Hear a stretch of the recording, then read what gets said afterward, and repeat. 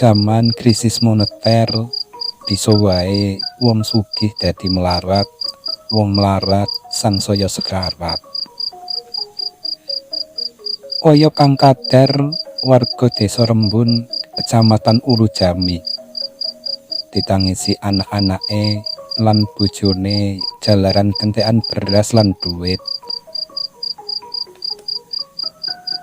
Lawung nyambut gawene ya mung buruh macul. Yen ora ana buruan njur nganggur, pikirane ya judet. Mongko dina-dina sadurunge krisis mangkene ora banget kasatan pangan. Kang Kadar klepat lunga ninggal tangise anake lan bojone, nanging ora ana sing dituju. Mung delet-delet ing sangisore wit asem cedhak dalan jurusan Pekalongan Pemalang. Setengah nglamun dumadakan Kang Kadar njengdirat kaget. Rasane kaya bubar ngimpi. Kaya ana kang ngusikake supaya dheweke njaluk tulung marang Mbah Bandot. Perlu kauningan Ulujami mujudake laladan sing ujare pinisepuh dibau reksa roh alus sing jenenge Mbah Bandot. Sadurunge Kang Kadar wani njejaluk marang Mbah Bandot, ing pamikir ana rasa sumelang. Jalaran tumbale Mbah Bandot kuwi dudu bondo, nanging nyawa. Digelar digulung antarane rasa tresna marang kulawarga lan rasa mlarat kang banget ngeboti pikir. Gumudhunge ngati, Kang Kadar mantep arep nyuwun marang Mbah Bandot. Ing sawijining esuk, Kang Kadar sida patrap sila metekruk ing pundhene Mbah Bandot. Lambene ndremimil. Mbah Bandot, kula nyuwun rejeki panjenengan. Awon-awon kula tiyang Rembun, tulung Mbah. Sarampunge ngucap mengkono, embuh kene atine dadi lega.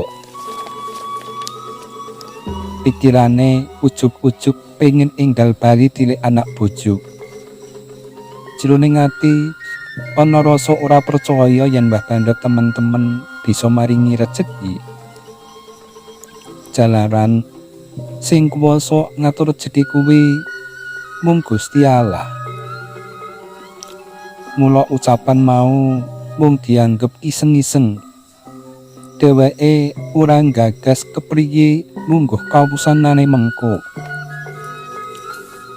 Silir-silir angin nyisir rambuté sing wanen. Hawane adem. Srengenge sing panas gumandul ing tengah-tengahing langit. Sajak krasa adem. Atine uga krasa ayem. Mula anggone lumaku saya cepet. Kedaya-daya kepengin gage tekan ngomah. Satekane ngomah, wong sabraya dumadakan malih grapiak semanak. Mongko nalika ditinggal lunga mau, kabeh padha mbesengut. Mesti ana sing ora beres iki. Mangkono pembatine Kang Kadar. Tukune beras lah kok pirang-pirang kintal to, Pak. Itu utangan saka ngendi? Pitakoni sing aku ora utang sapa-sapa. Alah, sampeyan genah. Wiwit wingi ora gablek duwit ngono kok. Niki wau belanjane diterke ngangge kolbak. Notane pun kula tangani, Pak. Mengkono laporane anake sing lanang. Ya anak lanang siji-sijine sing digadang-gadang besok bisa nyunggi derajate wong tuwa. Kolbak Nota opo? Ya nota saka toko. Yen iki barang kirimane saka sampeyan, lha kok malah bingung. Wangsulane bojone. Aku ora bingung. Ning kiriman barang kuwi dudu saka aku, dudu. Tembung kaya ngono sing bisa mbujung tegese mung bojone. Mula bojone kaget. Jalaran ora pisan iki kedadian aneh ing desa Rembut. Sampeyan mungki jane saka ngendi to, Pak? Saka ngendi? Ora saka ngendi-ngendi. Aku mung lungguhan sore wit asem pojok desa kae kok. Lah kok itu beras, kentang, wortel, kubis, bawang, lombok, uyah, sawi, kangkung, daging, iwak laut, gula, teh, kopi, semongko lan gedang ijo. Ciloko tenan iki. Pembengoke Kang Kadar. Bojone sing yakin banget yen panganan mau asale saka Mbah Bandot. Bisane mung pandeng-pandengan. Pasrah jalaran yen notane nganti ditandatangani ateges rilo dadi kawulane Mbah Bandot. Apa maneh cah lurus mangan sope, Kang? Njur aku kudu kepiye? Kang, sampeyan kok tega? Bilep bojone semapu tiba. Anak-anake padha ribut nyedaki lan sing prawan nangis jerit-jerit. Nganti tangga teparu padha krungu njur rame-rame padha mrubung. Nyumurupi kahanan kaya ngono, wong-wong njur padha ibut mijeti bojone Kang Kadar. Sing duwe minyak angin bali njupuk minyak angin. Ana sing ngusapi wetenge nganggo lemo tanah. Pokoke kabeh padha tandan gawe. Kejaba Kang Kadar sing tetep meneng karo delop-delop. Saben-saben ana pitakonan saka wong-wong kuwi apa jalarane dheweke ora bisa mangsuli. Salah sijine tangga ana sing meruwi. Yen nembe wae ana kolbak ngangkut panganan warna-warna. Lah mung jaman krisis kaya ngene kok bisa mborong panganan. Mesti ana sing nyolowati. Mula tanggane kuwi budal menyang omahe Ustad Ramadan ing desa Dengkelung.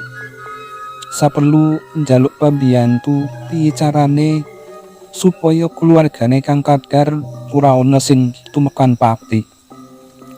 Senadyan pati urip kuwi takdiring Gusti Allah, nanging nitik kahanan iki ana perkara-perkara sing ora tinemu akal.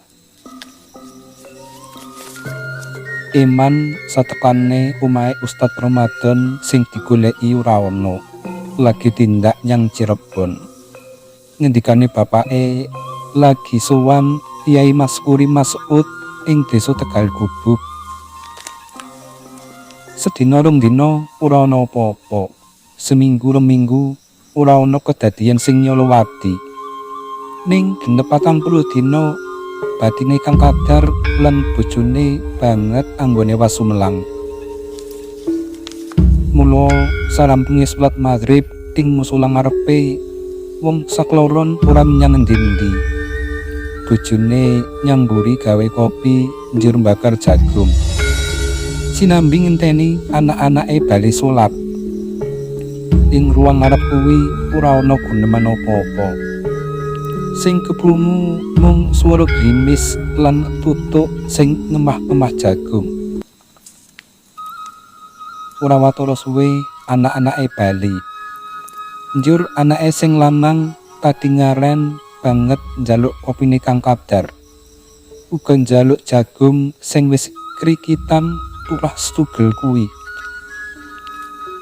Atine Kang Kadar lan bojone saya lap-lapan.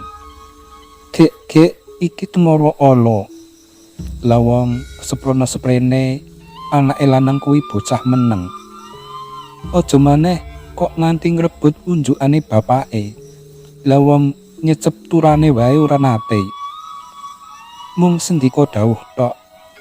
Beda karo adine sing prawan kuwi. Lincah lan pinter ceritane neko-neko. Ning ya lucu sak benere. Bocah loro ing ngarepe kuwi disawang kaya panyawangi simbok sing arep ditinggal lunga adoh anak-anake. Panyawang sing aneh. Semono uga panyawangi Kang Kadar. Ngarepake Isya anake lanang sambat atis. Mlebu kamar terus turu kemulan. Adine wadon ngejak salat wae ditolak merga rasa atise saya ndadi. Wengi mrembet saya dalu. Anake wadon wis mlebu turu ing kamare simboke. Dene anake lanang njingkrung ing kamare bapake. Kang Kadar lan bojone isih tengok-tengok ing ruang ngarep. Udan sangsaya deres lan duduk ing jeder ing jaba. Saben-saben kakite mejuti jagad. Trolo ping cahya mlebu menyang omah. Hawane kok aneh ya Kang, pitakone bojone. Aneh sing piye to? Jawab Kang Kadar karo genti takon. Ora mung atis jalaran udan, ning kok gitu iki kaya disasak. Rinding banget. Wah, kuwi rak mung rasane tok. Aku kok ora. Mbok donga sak bisa-bisa to Kang. Basah dikongkon. Pungkasane wong loro meneng. Ing batin padha ndedonga. Najan Kang Kadar ngucap yen ora wedi, sejatine banget mengkiri getoke. Ora kaya wengi-wengi sadurunge. Wengi iki pancen aneh. Dumadakan ana swara saka dhuwur payon. Werusuh karo tetok ing banyu udan. Ana swara gereng-gereng cap keprungu cap ora. Ora ana apa-apa. Percaya karo panguwasaning Gusti Allah. Kandhane Kang Kadar kanthi lambe keder. Kang Kadar mlebu kamar. Tilik anake. Kok anteng. Kemul dibuka. Dadane sing jembar didemek alon. Isih urip. Rambuté sing umbak kuwi dilus-lus kanthi pangrasa sing perih. Metu saka kamar, bojone genti sing mlebu. Uga ngelus-elus pipine lan rambuté. Kemule dibenakake supaya ora ana lemut nyakot. Suara gemida kuwi keprungu maneh. Gereng-gereng ing dhuwur omah uga muni maneh. Luwih seru. Kang Kadar lan bojone ngenekake rasa. Niat nyuwun pengayomane Gusti Allah.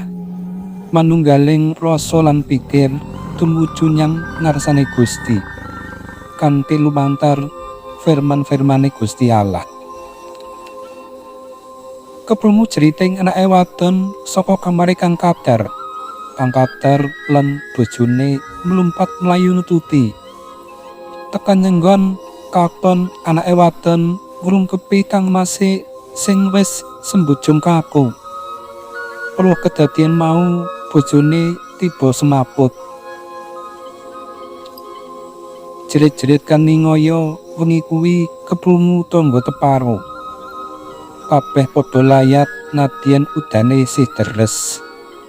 Wong-wong sing meruwi kanen mau padha kaget. Ora nyono ora ngira bocah lanang bagus sing nembe wae gegojikan ing musala wengi kuwi wis ora ana ambekane. Ora kesuwen wong-wong kuwi ngrumat kaya adate yen ana wong mati. ana sing golek tapik batik anyar anggo nutupi, ana sing arih-arih kang kadar, ana sing ngrumat bojone sing semaput lan anake wadon sing melu plenger. Esuke nalika Jisin arep diangkut nyang pekuburan, bojone kang kadar semaput maneh. Mung kang kadar sing katon kakak nadyanto atine wis lontang ranting kaya dirajam pedang. Welingi Ustad Ramadan ing ngarepe jisime anake ora bisa mlebu ing pikirane.